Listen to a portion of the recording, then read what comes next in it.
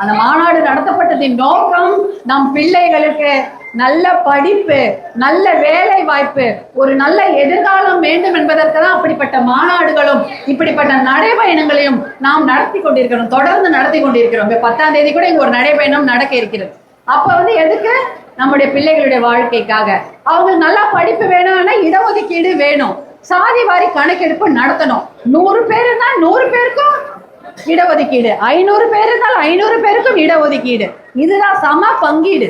எத்தனை பேர் இருக்காங்களோ அத்தனை பேருக்கும் படிப்பு, வேலை வாய்ப்பு வேண்டும் என்றால் சாதி வாரி கணக்கெடுப்பு நடத்தப்பட வேண்டும் இல்லையா? சாதி வாரி கணக்கெடுப்பு எல்லா மாநிலத்திலயும் இப்ப நடத்த ஆரம்பிச்சுட்டாங்க. இந்தியா முழுக்க சாதி வாரி கணக்கெடுப்பை பீகார்ல நடத்திட்டாங்க, கர்நாடகால நடத்திட்டாங்க, நடத்தி இடஒதுக்கீடும் கொடுத்துட்டாங்க. பசங்களுக்கு புது வேலை, அவங்களுக்கு நிறைய படிக்கிறதுக்கு வேலை வாய்ப்பு அதெல்லாம் நிறைய கிடைக்க ஆரம்பிச்சிருச்சு.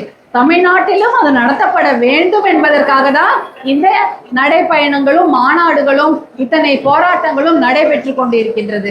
இதெல்லாம் கிடைச்சா நம் பிள்ளைகளுக்கான வாழ்க்கை தரம் மேம்படும். இப்ப பசுமை தாயகம் சார்பாகவும் அப்போ ஒரு நிறைய போராட்டம், விளை நிலங்களை எடுத்துக்கிட்டா அதை எதிர்த்து போராட்டம், கூட்டு போடும் போராட்டம்லாம் எங்க நெய்வேலி பக்கத்துல நடந்தது. உங்க எல்லாருக்கும் தெரியும். எதுக்கு? நாளைக்கு விவசாயம் செய்வதற்கு நிலங்கள் இல்லாமல் இருக்கக்கூடாது. நம்ம பசங்க எதை சாப்பிடுவாங்க?